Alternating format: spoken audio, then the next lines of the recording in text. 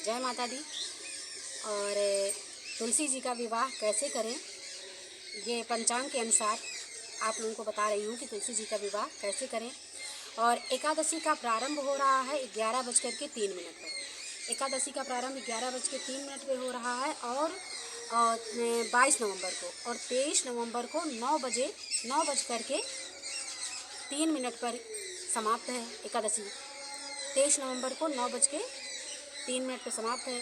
तो उदया तिथि अपने यहाँ हिंदू मान्यता के अनुसार और उदया तिथि ही मान्य होती है, इसलिए हम लोग एकादशी का व्रत 23 नवंबर को मनाएंगे।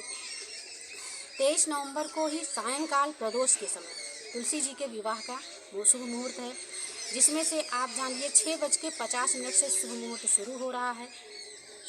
तुलसी जी के विवाह के शुभ मुहूर्त सर्वार्थ सिद्ध योग, अमृत सिद्ध योग शुभ मुहूर्त हैं, जिसमें से 6:50 पे शुभ योग शुरू हो रहा है।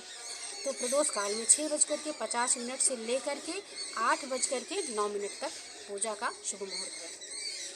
अब हमें तुलसी जी की और शालिक राम जी के विवाह कैसे करें, मतलब अमूमन कैसे किया जाता है बता रहे, जो हम करते हैं वो बता रहे हैं आप लोगों को कि हम कैसे करते हैं।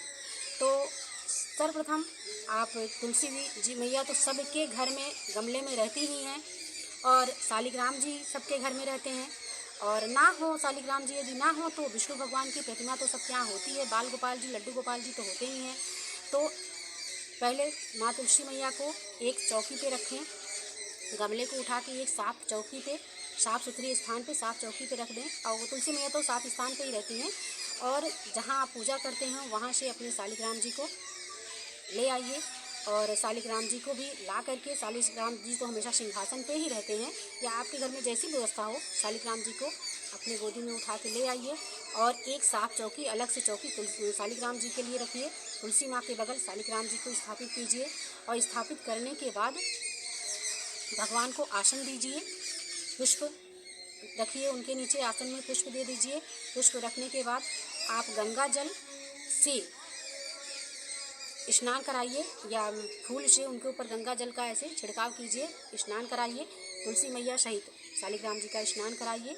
उसके बाद आप शालिक राम जी को चंदन लगाइए, तुलसी माँ को आप रोड़े लगाइए। और जो भी चुनरी आप खरीद के लाए हैं तुलसी माँ के लिए, तो माँ तुलसी को आप चुनरी उड़ा दीजिए, क्योंकि वस्त्र देना पड़ता है। तुलसी माँ को आप चुनरी उड़ा दीजिए और शालिक राम जी को आप पीला कोई वस्त्र लाए हो या पीताम्बर कोई गमछा हो या कुछ भी हो, कोई पीला कपड़ा हो, वो शालिक राम जी को आप उड़ा दीजिए। उसके बाद आप चंदन और शालिक राम जी को चंदन लगाइए, तुलसी माँ को कुमकुम लगाइए और उसके बाद आप पुष्प चढ़ाइए। पुष्प की माला हो जो आप ऐसे चढ़ाइए कि दोनों जन को, शालिक राम जी और तुलसी जी दोनों जन को चढ़ जाए पुष्प की माला। या खोल लीजिए, माला खोल करके ऐसे करके पीछे ले जाके गांठ बांध दीजिए, माला चढ़ा दीजिए। माला चढ़ाने के बाद आप धूप दिखाइए। धूप दिखाने के बाद आप श्रृंगार का सामान जो भी लाए हैं, जो भी आपके पास सामर्थ्य है, जो सामान आप लाए हैं, चूड़ी है, बिंदी है, सिंदूर है और क्या नाम से